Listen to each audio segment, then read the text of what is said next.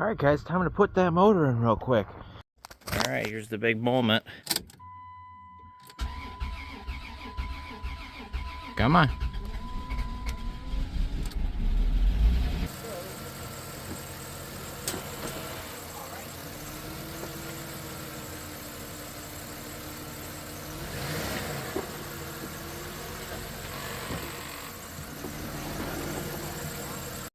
Oh, sorry, Green Bean.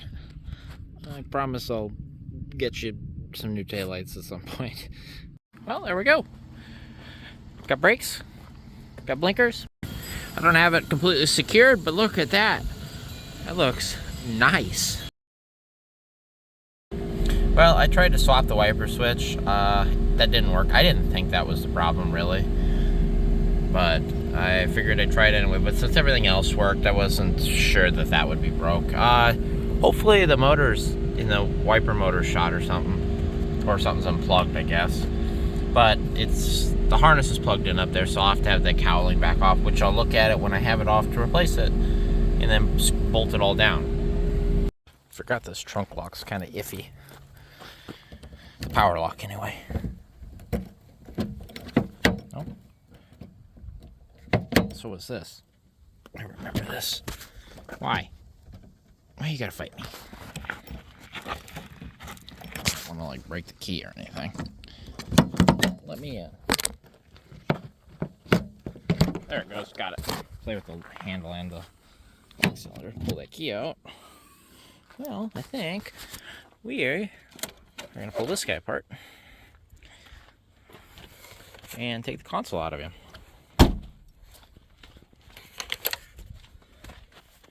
Which we're going to put up here. So we gotta pull him down too. Anyway, to do that, if I remember, is to do that, we gotta pull this screw out right here, which is a Phillips.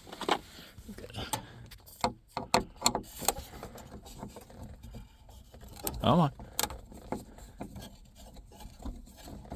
Gotta flip hands here, guys. There we go.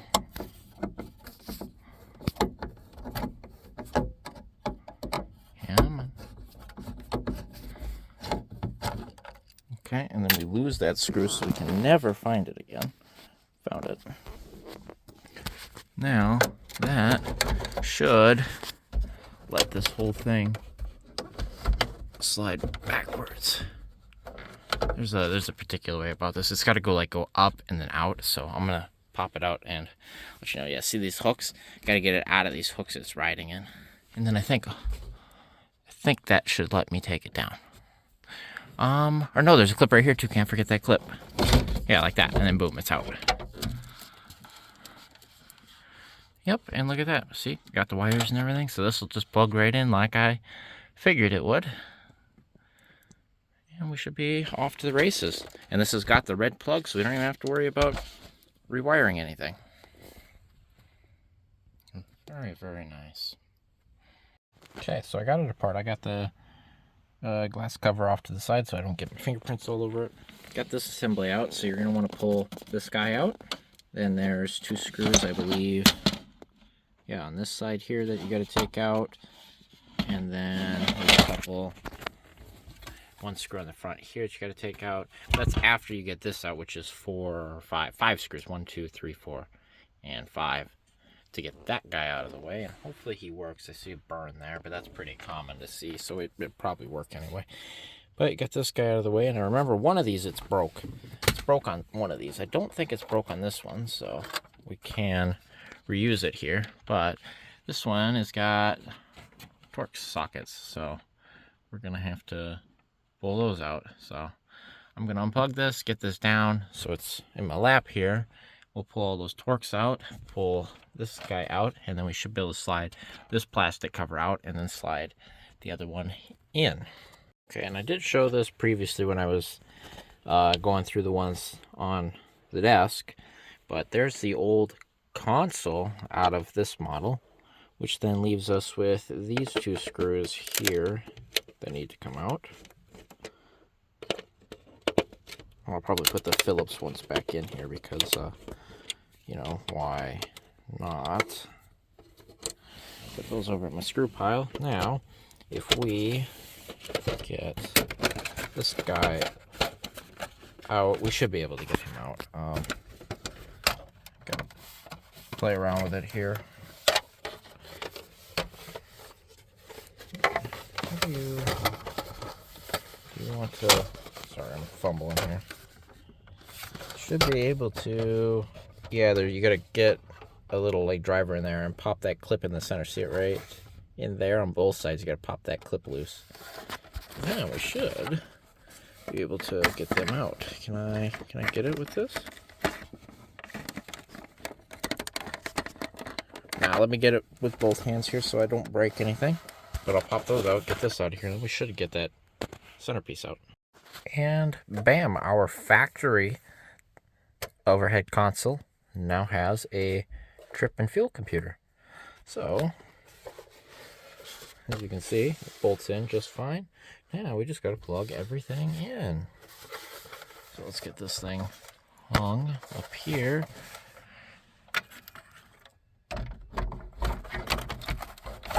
Okay, got it hung. So now we'll plug everything in. If I can clip in. There it goes. And then get this one to clip in, and I kind of botched that retainer plug, but it'll be fine. I'll get it up and in. Got that clip in. Before we screw it in, let's see if it works. It's not like goodbye forever. It's just bye for now. Look at that. And it says 50 degrees, which is accurate. So step 16.3 miles to the gallon. As you can see, I believe that it was keeping track.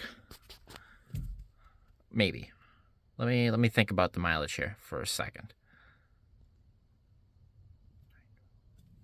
So 921, 31, 31, 41, 51, 61.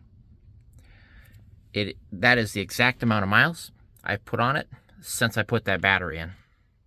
So as you can see, the computer already has all of the information. Now it has the display to read out that information. That time is not right. I don't know how to set that, honestly. But boom, we have an overhead console that works.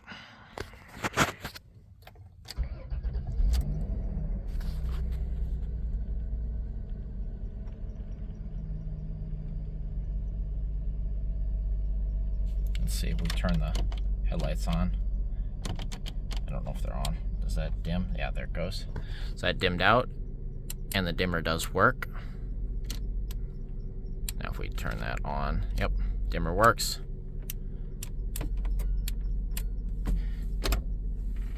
These all work. Very good. So that all works.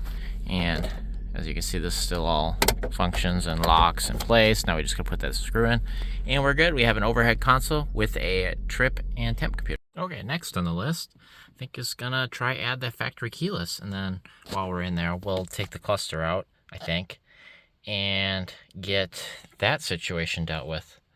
So to do that, gotta take these trim panels off. So get under here, pop this off, and run your hand down here. Don't just pull up here because you will crack these. So you gotta run your hand down here, pop the clips, and then it comes out. Get that one the same. And then you gotta get under here, and you gotta pop these clips out. Now be careful, you gotta pry right where these clips are, or you risk cracking this dash and whatnot. So there, those are out. And also while we're in there, I think we'll test on those speakers and replace what is needed. But this is out.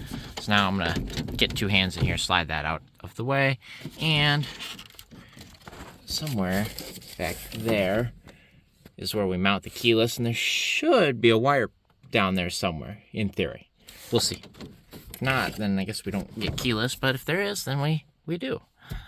Alright, dash is out, got it sitting there. We will clean that before it goes back in, but as you can see right there, we've got a nice little red plug with a blank that it's plugged into, and that is the plug for the keyless box. Now, next part of this relies on this fob working, but if you plug this in, this and the other one, if you had two, will talk to this and do the thing. So before we screw it in there, let's take this out. And to do this, you got to make sure you get one out of a Caravan. I believe that they're different if you like get it out of like a Ram or like any other Dodge, like a LeBaron or something. You know what I mean? But if you get it out of a Caravan of the same era with the same plug, it should, in theory, work. So let's turn this on, start it. Make sure the computer sees that and recognizes it. And we're running. So we will shut it off. Hear that? And the horn is disabled. I'll have to try to enable that because I want that enabled.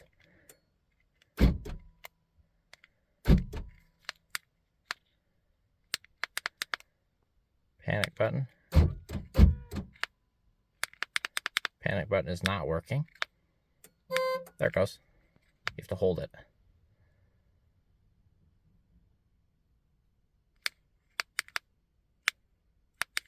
How do you work?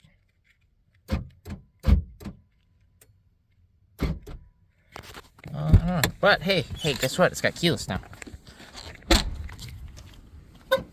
Oh, there it goes. Now that I opened and shut the door, it probably thinks I was still in there.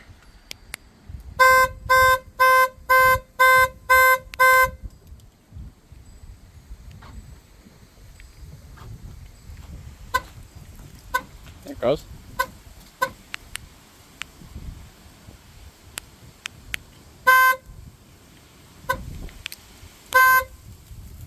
Did you see it flash the lights?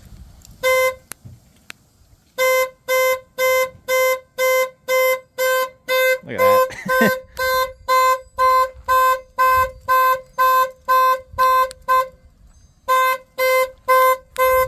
Oh, it's pissed. There we go.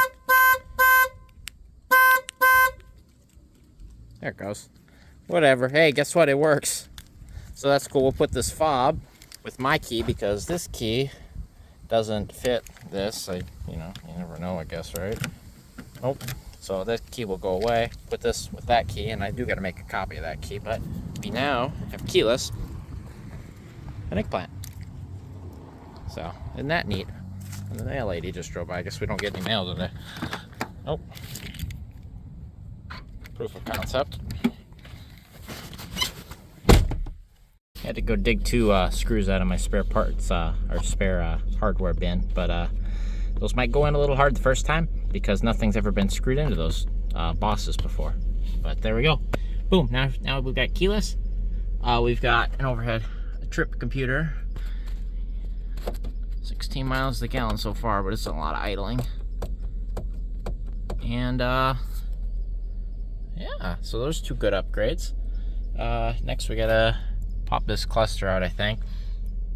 And what we'll probably do is we'll put in that one that was repaired, but we gotta take the face off this one, like the outer shell here that has all of the cutouts for what the dash lights do, and put that on that cluster and put it in. And if it works, we're gonna call it good, and then we will move on to verifying the functionality of these speakers and pairing them with whatever I've got back there, because I've got some extras. All right, about ready to get this last trim panel off here. So I got the key on, car down, or car in gear. Got this lower panel off hanging here. You can take this off if you want. You just gotta pop these and then slide that guy out, and then this handle comes off and then it slides off, but I don't need to. Got this panel here, which is 2 screws here after you get that off, and then once you get that off, take this screw, that screw, this one on the light switch, this one on the light switch, and then this one. But to get at these 2, you got to pull this panel off, which is 1 screw right there. And now it's just a bunch of clips. I'm going to pull this off, kind of go like that, tip it, because we have to unplug those to get this out. And then it's 4 screws and the cluster's out. Well, as you can see, we have the cluster out. Now, what usually happens on these, and why they don't work, is you have to pop this board off, but the pins, where they're soldered to the board on the back side here, the solder joints in these pins go bad. So what happens is it goes out, so you smack the dash and it rattles this, and then it makes connection again, and then it works for a while, and then it doesn't. So my guess here is that occurred to that cluster that we got out of that 96 Town and Country that was the same color as this fan. Oh, and this is locked again. Of course. Grab the keys just in case. So I gotta put it in park. Keys. Oh. Alright, I had to fiddle with that lock in. But, so, as I was saying here, here's our cluster. Now, we've got a couple of clusters here. See this one right here is the one we pulled out of the 96. It's got a seal on it here. What that seal signifies is it's been worked on, probably because it had the same issue. So I think that's the one we're going to go with. The needles look nice on this one. They're in good shape. Look at the needles on this one. They're worse than the original. Then look at the needles on this one are completely bleached out. So that one's got the best needles in it. It's been repaired. The only thing we need to do is take the nicest cover that is not this one and put it on here, because that Town and Country's, all the lights and stuff were in different places. Like the check engine's down here or something. And stuff, and all that is the fascia here has different cutouts so when that bulb is told to light up, it shows a different thing. But the wiring in the cluster itself is the same. It's just the computer in that van knew to tell what light to turn on when.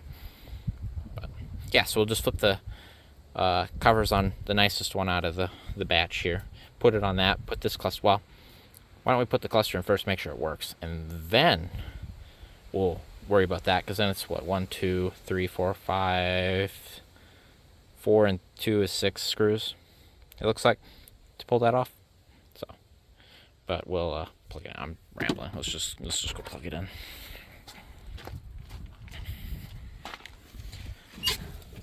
And we'll just plug it in up top here. I'll get it in. I'll bring you back. Why don't we just run it like that? Put the dash in there. I left the keys back there because I had to open the hatch with them. That was botched. So, this guy should work. Oh, look at that, it works. Temp came up to where it was, fuel's where it was. Mileage is reading the same because the mileage is not stored in the cluster. And the attack works.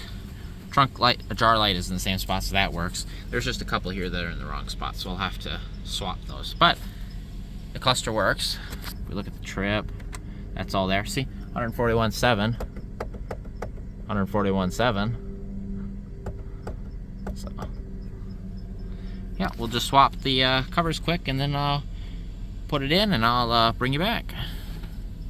A neat little thing I just learned about. This van was made on third shift between 2 and 5 in the mornings when this dash was assembled, it looks like. Isn't that neat? On November... Oh, it looks like November 11th at 5 a.m. is probably when this shell was made. And I bet you it was put in on November 12th at 2 a.m. Isn't that cool? Something like that, anyway. At least this piece was made at that time. I guess it doesn't necessarily mean when it was put in, but that's cool. Alright, new to me cluster is in, screwed in, and it works, as you can see. And cruise light does work. So that's the only difference there, is the other one is a service engine and this one is a cruise. Otherwise they're the same. And then on that 96, the cruise lit up right here. So, and then I guess I don't know if there was a check engine light up here or not for it, but anyway, it all works the same, as you can see. Just made a custom torque converter, you know, anti-fallout brace for the transmission off the 94 Town & Country, because we've got the wheels and the transmission sold. So, yeah, I had to make this. Just, I didn't want them to have to transport separately, or it'd fall out and leak or damage anything. So that ought to do it right there. So I decided, after testing these speakers, that the two up front here are as good as they're going to be of any speakers I can get a hold of. They work fine. So we're going to leave those. I dusted them off a little bit. And then I cleaned off the dash. Needs a good scrubbing still, but that actually turned out really well. That's in good shape. I'm going to say that the dust probably protected it from any sun bleaching. But that's pretty good now until the whole car gets scrubbed down real well. Let's just make sure all this stuff still works. Sure looks like it. Boom. Alright, got it all back together. I scrubbed down what I had off for parts, and then I kind of did a light scrub on this. Oh, it looks not too bad. Better than it was right now. All the cobwebs that are up here, those are all gone now. So yeah, looks pretty good. Everything seems to work. I don't remember if I showed you, but I broke the mounting pedestal off down here for this. I was able to super glue that back on. It's holding, appears to be anyway. It's got other mounting holes. It's in there. It ain't going anywhere. They all work. This all works. This works. I didn't scrub this off though. We'll get to that eventually. But yeah, it looks pretty good looking this way when I'm sitting down here. So I got this trim piece back on because I forgot about it. I have to get the cup holders. It's sticky. I need to take that out and kind of lube that up probably. Probably do that now actually. Yeah, otherwise we're getting to the point where it just needs a good detail. Still got to figure out the wipers though, but everything else works. Alright, so we're up to 168,048 miles, which is 226.6 miles that we put on this since we got running. And it started to develop a little bit of a squeak, and it's getting worse. Which I was worried about this initially, based on how that pulley was. But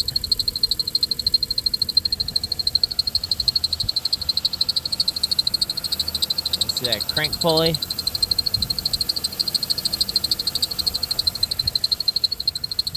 We're gonna rev it up and watch it.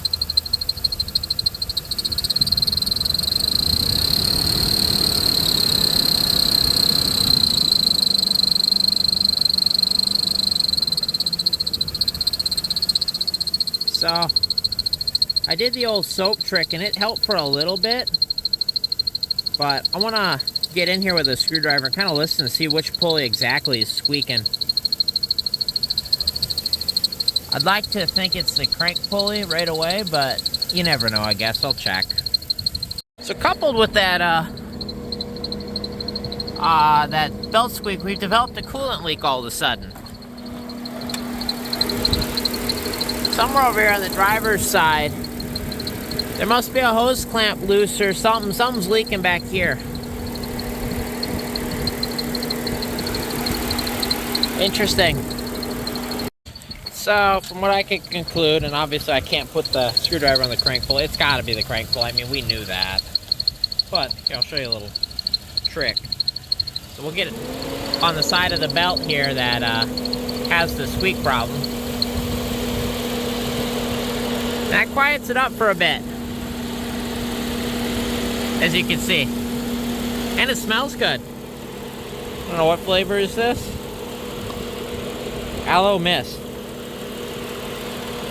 Anyway, that's like a very terrible solution because it, I don't know, you get like 20 minutes out of this and it starts squeaking, and it's been progressively getting worse. I mean, it was fine for 150 miles, and then you had a little bit of a chirp at idle, and then now it's like loud at all RPM. So I don't know what we're gonna do about that. But that leak, coolant leak, kind of just popped up as I came to a stop here, and then it disappeared. So I'm looking. It's definitely one of the lines over here, but it's not dripping anymore. So I don't know where it came from or where it went. So what I'll do is I'll drive it up on some ramps, I'll crawl under it, and I'll just take a look, see if I can see better. Well, I couldn't locate the exact leak. I just know it's one of the heater core lines up here somewhere. And it only leaked when I came to a stop after I come home, so the system kind of filled with pressure. And I wonder if it's one of those factory clamps that's kind of not as strong as it used to be. Because it's not leaking now, that it probably bled the pressure off, but it's something to keep an eye on anyway. I got extra coolant with me, you know. Just topped off the trans fluid like a 1/16 of a quart. I added into it just to get it close. It's within the hot range, but just at the bottom. I want to get it up towards the center of that range. Yeah, otherwise, it's not squeaking right now. So, but it'll start squeaking again once whatever residual soap wears off the belt, I suppose. But it is what it is. I mean, short of pulling it all back out and redoing the crank, there's nothing I can do. I don't think anyway. If anybody's got any ideas, I'm open to them. But the crank snout's bent. Like, what was it, like 30 thou was the run out on the end of the crank snout, and it was within 5 thou where it goes into the, you know, the timing cover. So the crank itself isn't bent, it's just the snout where the pulley lines up. But if you can see it there, we've looked at this before. It wobbles there, but when you get it up to speed, it kind of does its harmonic balancer thing and straightens it out.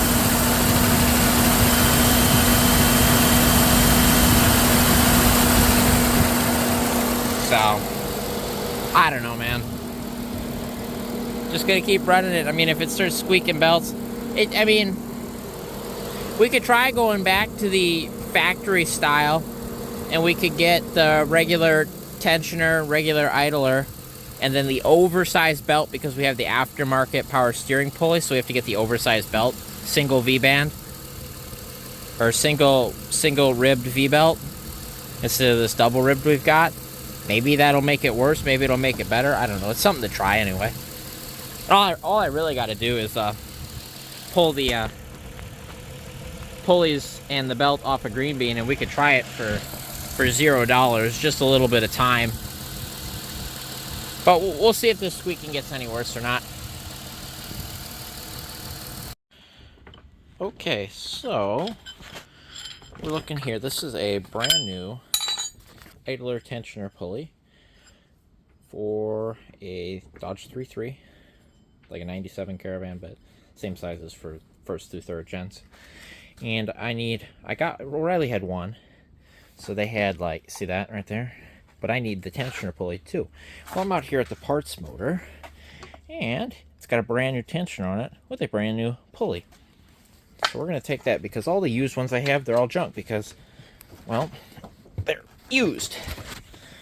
And they all make noise, which is why they got placed in the first place. So we're going to steal this one rather than try to use one of the used ones. And now what we're doing here is we have that belt chirping that's coming from our bent crank snout, but we're gonna see if putting an OEM style single-sided, single-ribbed V-belt will make it less annoying. We're gonna try that anyway. Anyway, I need 2 pulleys. Riley only had 1. I figured I had enough between everything I have at home to find a second pulley. So we have a second pulley here.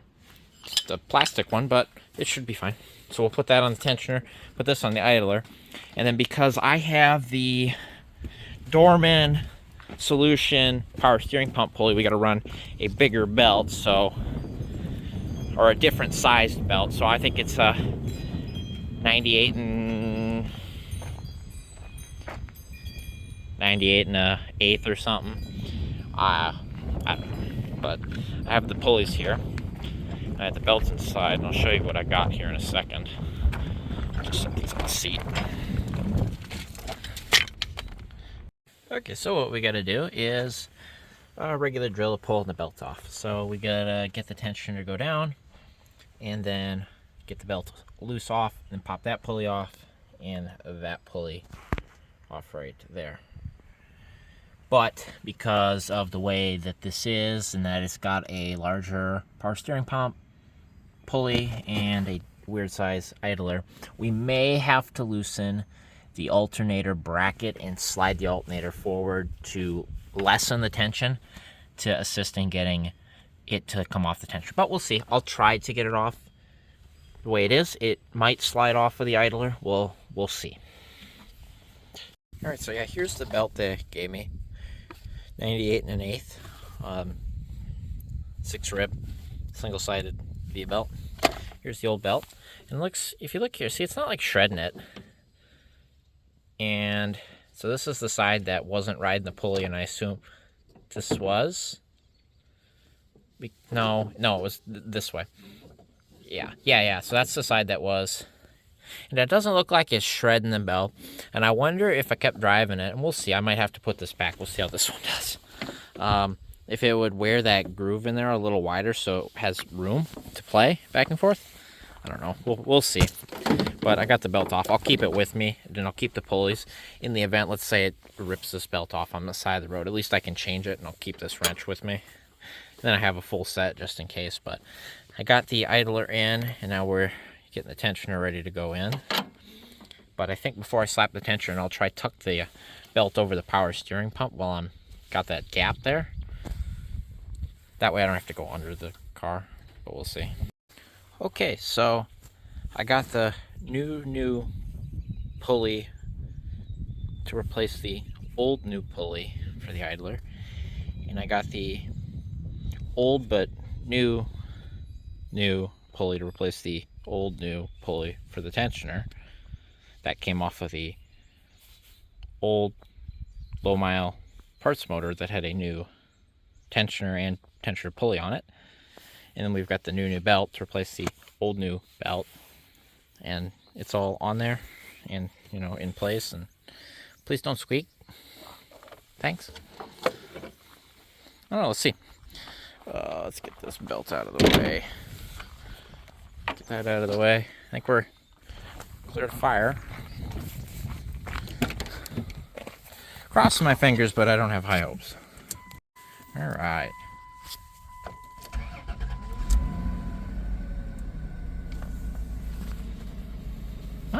No squeaking yet. But remember, I think it took like 100 miles for the old new belt that's double V-ribbed for that to start squeaking. It didn't squeak originally either. But it's on there. It's going. Now the thing here you can see now, difference here, and this might actually help us, maybe in a roundabout way, is that the wobbliness of the pulley, or the belt, because of the crank pulley, as it tracks with the, because it's ribbed on the crank pulley. So as it tracks with the wobbly crank pulley, it's now transferring to the smooth idler. And why did it just shut off? It's done that. That's the second time it's done that. Weird. Before we shut that key off, let's see if we can pull a code on that. Why did you just shut off? Because this thing doesn't hold code. It does. Every time. Well, not every time. I guess it won't hold this code. It did this once before, where it just shut off on me, and it wouldn't hold the code on it. Turn the key off and back on. We'll see if there's anything here. If it just or what. That's weird. That's once is a fluke. Twice, I don't know, man. Yep, that's me. Yep.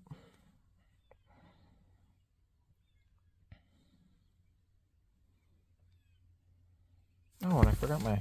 I drank most of it.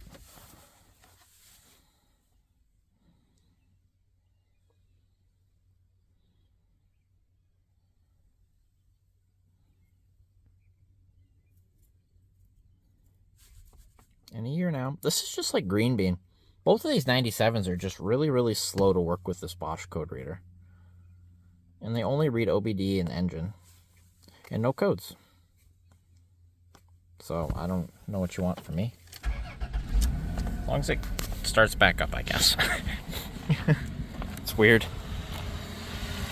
But, anyway, what I'm saying is, you can see the... Here, if I get you lined up. You can see the belt going back and forth as it follows the crank.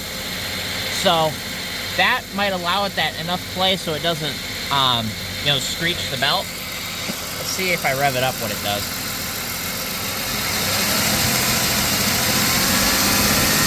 As long as it doesn't walk off.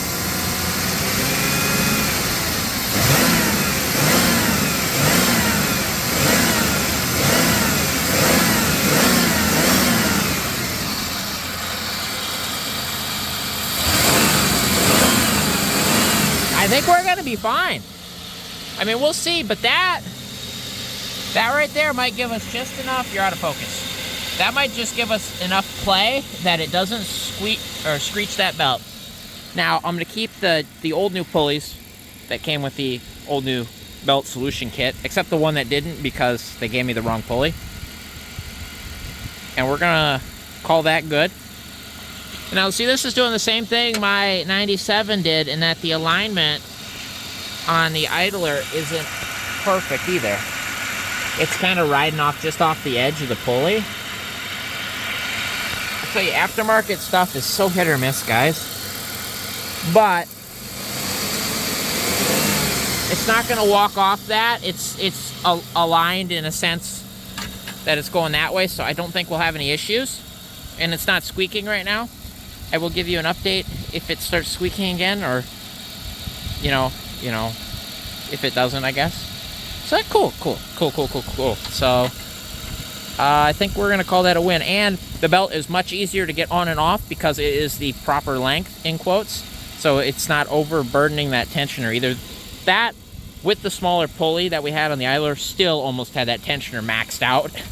So this is probably the better solution, is not having the solution kit because of our circumstances.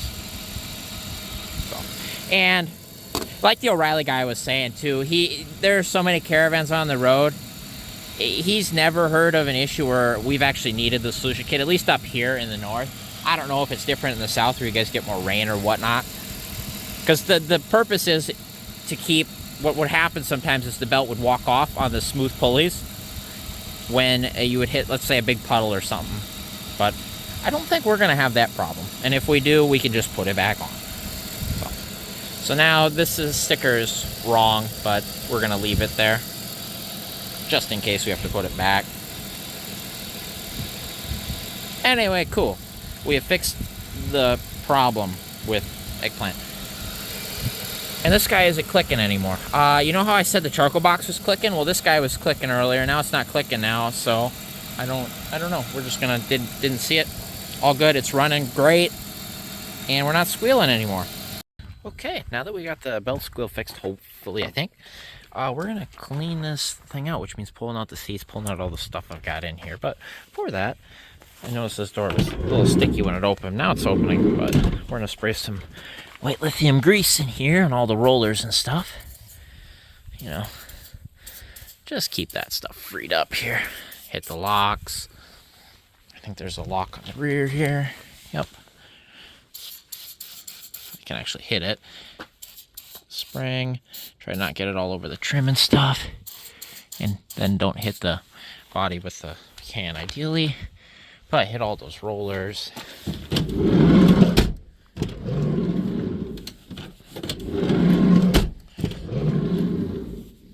Gotta hit the top roller too.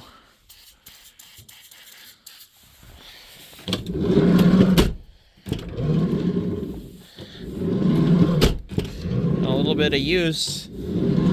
That should roll nice, and it should stay on there because this stuff doesn't dissipate like penetrance. It's a lubricant. I gotta switch hands here. There we go. Get in here. Get all the hinges and stuff. That guy rolls on there. So while we're in here, oh yeah, nice. And we'll do the same over here. Hit that guy up. Hit the hinges. Hit the lock while we're in here.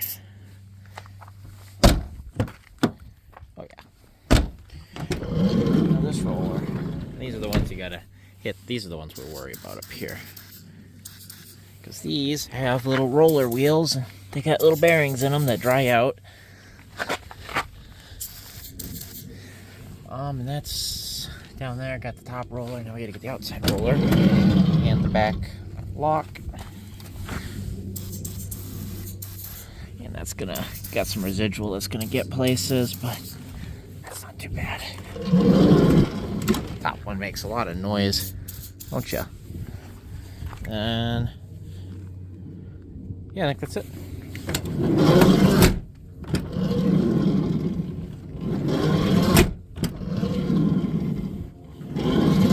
Yeah, it rolls a lot better. And we've already hit the rear. Probably come in with a rag and wipe this extra off, but no big deal. Now we just gotta clean it all up, and I'll put you on tripod for that.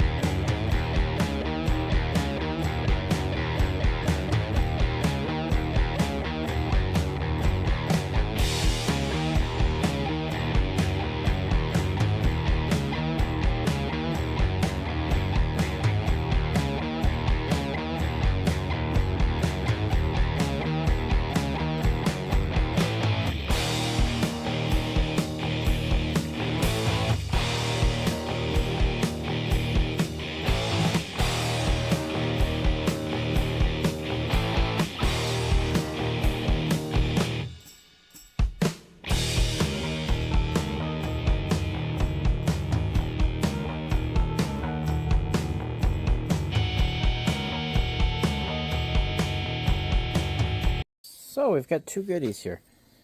This I kind of recognize. Is this like the back cover off like a window regulator or something?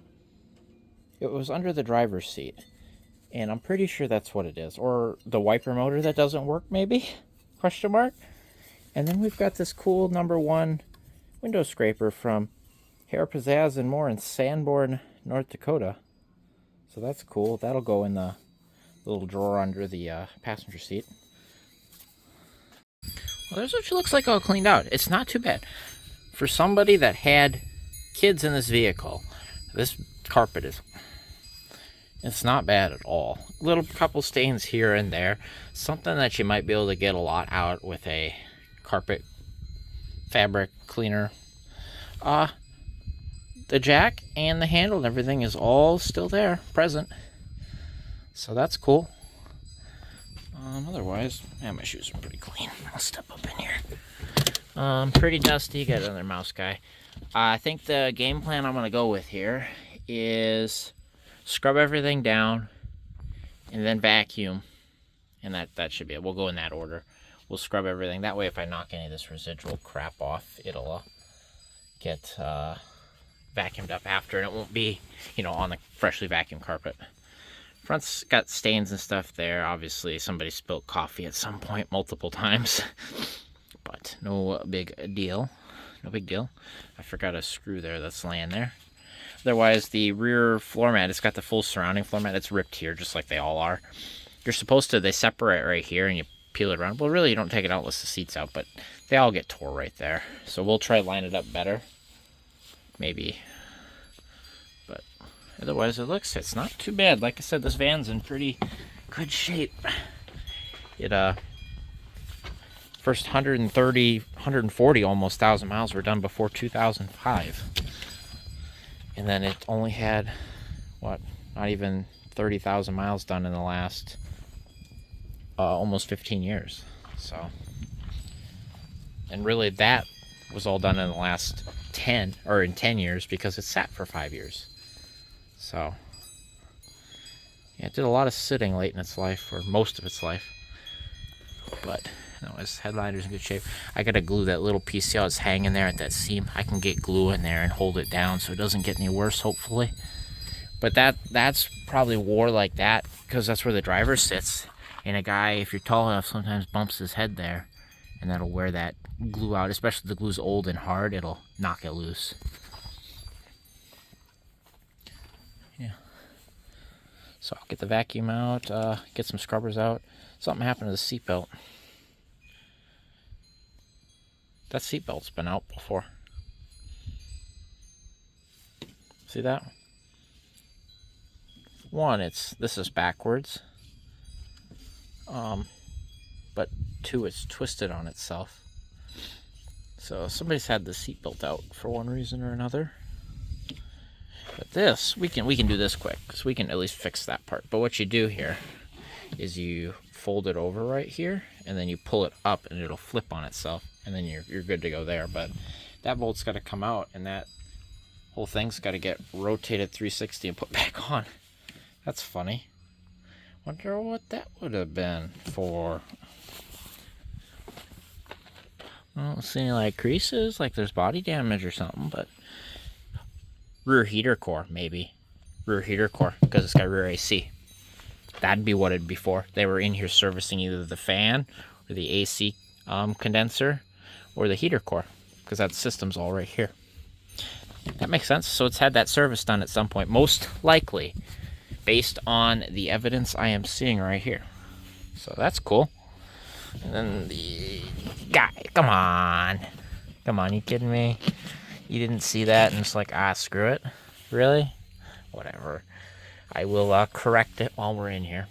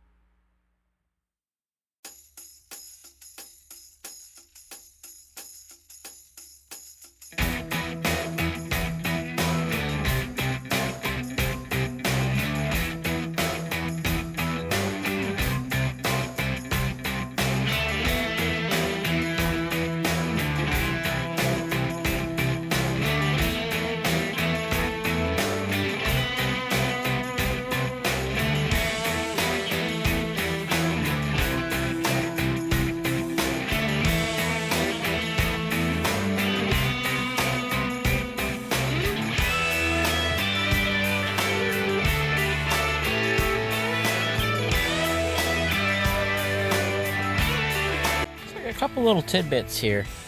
I got some information covered up here, but this van is originally a Minnesota vehicle. As you can see, it was bought at what do you want to call that?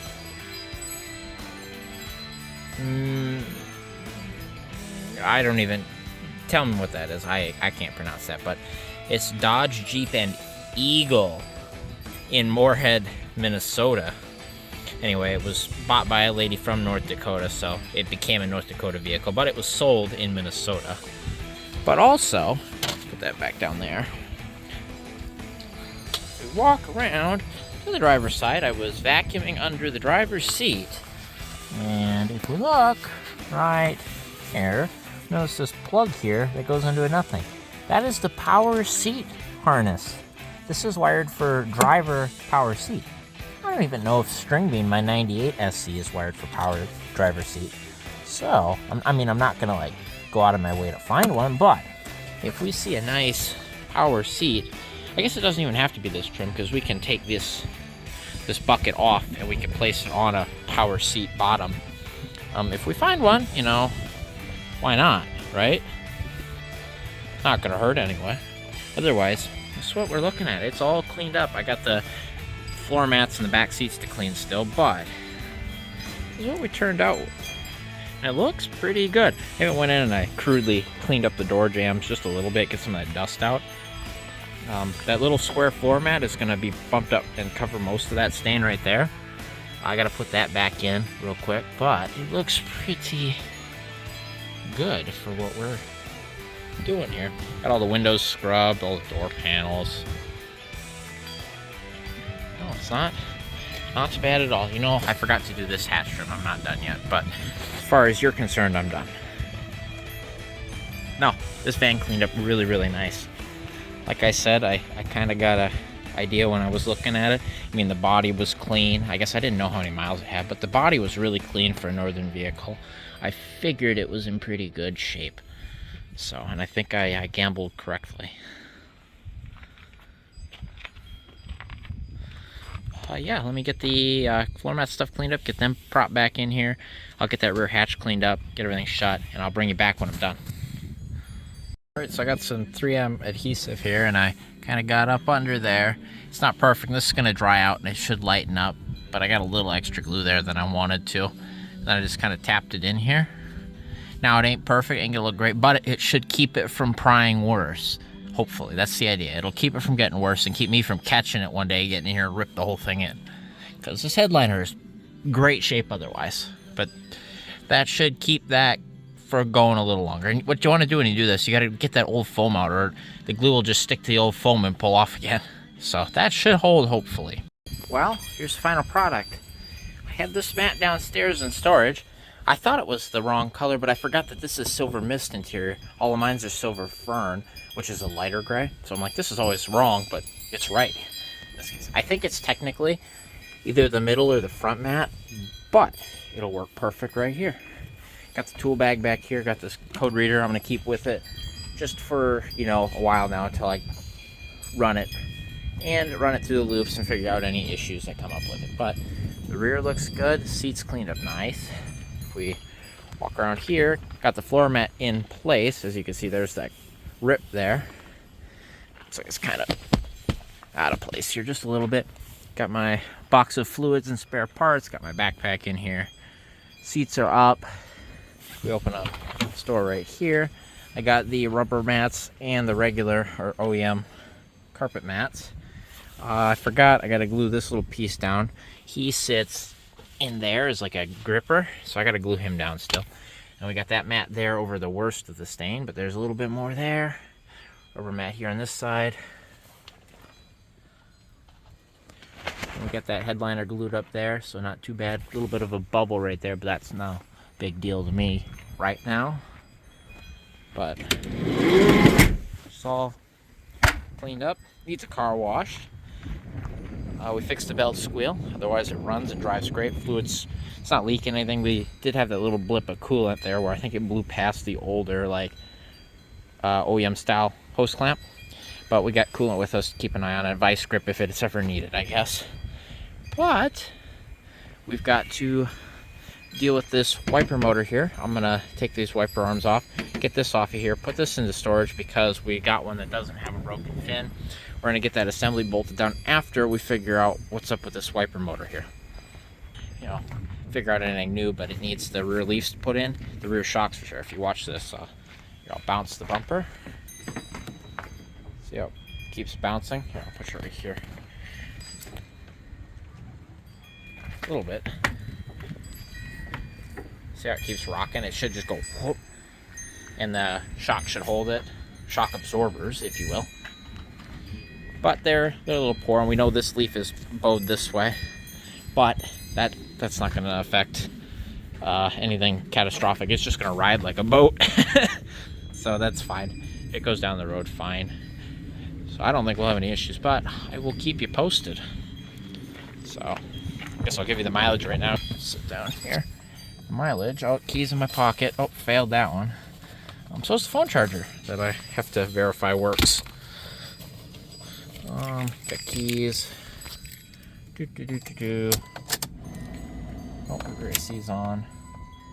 These vents back to what they should be. I was cleaning that and just moving everything around. We are at 168,107 miles. That's a total of 286 miles I've put on it since we got it running. Oh my god, this thing is clean. It cleans up nice. Very, very happy with how this turned out. And the trunk is ajar, so that's cool. I guess we can turn the dome lights back on. Make sure the battery isn't dead.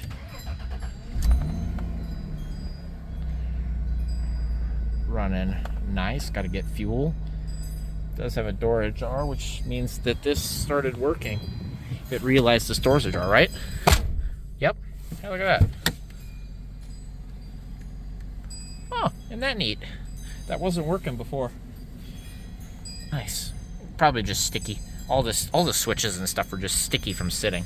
But as I've been using them, they're coming out. The radio's getting a little better with the buttons and stuff. The volume knob's still pretty iffy. At some point, we'll replace it. I got to go through that pile of junk ones that don't work and see what I got. I believe that time's accurate. I don't know. Let's see if this works. We know this works because the cigarette lighter worked. Never to be used ever again, but you know, it works. This should tell us if we're charging properly too. 14.5 volts. That alternator is right there. So that works. And then we can plug this cable in for charging. I don't remember if this is a cable or not, but it don't matter. Oh, it's a wiggly socket, so that's fun. But these are cool. What these can do is they broadcast an FM signal. It's not very strong, so it isn't like regulated too horribly, but it's strong enough that your car and maybe the car next to you will pick up a signal, so you can Bluetooth to this and play radio. I think 88.7 is usually the that's finicky, whatever. But that's always cool. So that works. That's very nice. So I can charge my phone. I gotta get some trim adhesive and put a little bit on that and just slide that back up in there because that 26, 27, 25, whatever, how old this thing is, that failed. This can go in the glove box. It's full of receipts, so it won't rattle around, hopefully. Never to be seen again. This rearview mirror's messed up. I need to look and see. I have a manual one from a Neon that should work because this is broke right here. Actually, it's kind of working now. What happened? It was broke. This wouldn't work before. Whatever, something rattled into place and it works now, so maybe I won't worry about it. But I still see that it's got that peeling on the mirror, so we'll take that off at some point. I'll go look. If I can find it right away, I'll put it in. If not, I'm not going to worry about it. Oh, looks like I messed up my tuning. Oh. But, yeah, we're going to call it good at that. Runs, drives, and is now clean. Besides the car wash. That's probably where I'll get the thumbnail.